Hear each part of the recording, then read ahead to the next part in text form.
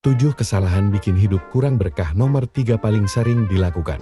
Islam mengajarkan aturan yang bukan hanya untuk ibadah, tapi juga untuk kehidupan sehari-hari.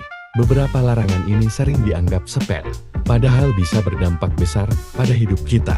1. Ghibah, menggunjing orang lain. Sering tanpa sadar kita membicarakan keburukan orang lain. Padahal, dalam Al-Quran, Allah mengibaratkan ghibah seperti memakan bangkai saudara sendiri. Al-Quran Surah Al-Hujurat ayat 12. Solusi, jika tidak bisa berkata baik, lebih baik diam. 2. Boros dan mubazir. Suka belanja barang yang tidak perlu. Sering menyisakan makanan. Islam melarang perbuatan mubazir. Bahkan Allah menyebut orang yang boros sebagai saudara setan. Al-Quran Surah Al-Isra ayat 27. Solusi, bijak dalam mengelola rezeki. Belanjakan sesuai kebutuhan, dan biasakan bersedekah. 3. Menunda-nunda sholat.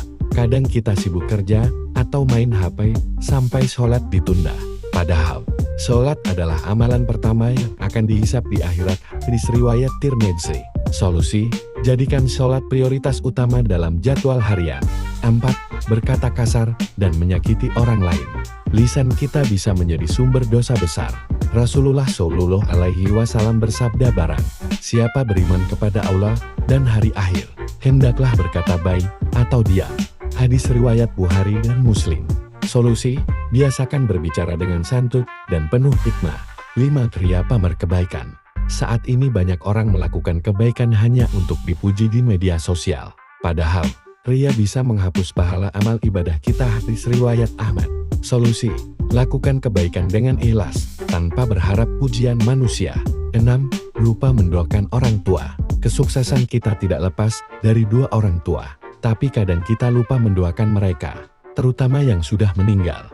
Rasulullah Shallallahu Alaihi Wasallam bersabda bahwa doa anak yang salih bisa terus mengalirkan pahala bagi orang tua. Hadis riwayat Muslim. Solusi, rutin doakan orang tua setiap hari. 7. Lalai menjaga wudhu. Wudhu bukan hanya untuk sholat, tapi juga menjadi sumber keberkahan. Nabi Shallallahu Alaihi Wasallam bersabda, barang siapa menjaga wudhunya, maka Allah akan mengampuni dosa-dosanya yang telah lalu. Hadis riwayat Ahmad. Solusi, usahakan selalu dalam keadaan suci, agar hati lebih tenang dan rezeki lebih lancar. Kesimpulan, larangan-larangan ini sering kita abaikan dalam keseharian.